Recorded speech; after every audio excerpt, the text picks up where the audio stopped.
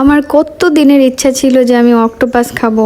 খুঁজলে মোটামুটি sea food রেস্টুরেন্টগুলোতে কিন্তু পাওয়াই যায়। তারপরেও আমি ভেবেছিলাম যে কক্সবাজার যদি কখনো যাই তাহলে আমি ওখানে যেই অক্টোপাস খাবো। তো ট্যুরের সেকেন্ড ডেতে আমাদের পুরোটা দিন ধরে সেশন হয়। দিন সন্ধ্যাবেলায় আমরা সবাই একটু ফ্রি হই, তখন আমরা সুগন্ধা বিচে যাই ঘুরতে। এখানে আমরা ফ্রেন্ডরা একটু আড্ডা দেই। তারপর আমরা সুগন্ধা বিচের আশেপাশে রেস্টুরেন্টগুলো ঘুরতে থাকি যে কোনটাতে আসলে ভালো খাবার পাওয়া যাবে। আমাদের মধ্যে তো আমি মেনু সেট করে বসে আছি, কারণ আমি তো অবশ্যই অক্টোপাস খাবো, আর ওরা কি খাবে সেটা আসলে ঠিক করতে পারছিল না। এই জন্য অনেক টাইম লেগে যায় অর্ডার করতে। সবাই যদি অক্টোপাস খেত তাহলে বেশ বড় সাইজের একটা অর্ডার করতাম, কিন্তু যেহেতু আমি একা খাবো সেহেতু আমি মিডিয়াম সাইজের একটা অর্ডার করি। ফার্স্টে ভেবেছিলাম যে আমি বিবিকিউ অক্টোপাস নিব, তারপর ভাবছিলাম যে এটা যেহেতু আমার ফার্স্ট টাইম অক্টোপাস টেস্ট করা, তো ভাবছিলাম যে বিবিকিউ কেমন হবে না হবে, তার চেয়ে ফ্রাইড অক্টোপাস নেই। তো আমি ভাবতেও পারি নাই যে এরা ফ্রাই করবে এভাবে টুকরো টুকরো করে। আমি ভেবেছিলাম যে আস্ত অক্টোপাস ফ্রাই করে দিবে হয়তো। এভাবে পিস পিস করে ফ্রাই করেছে দেখে কিন্তু বাইরে থেকে দেখলে বোঝা যাচ্ছে না যে অক্টোপাস নাকি। টেস্ট কিন্তু বেশ ভালো ছিল, আমার কাছে খুব ভালো লেগেছে। ভেতরে যে মেন অক্টোপাসটুকু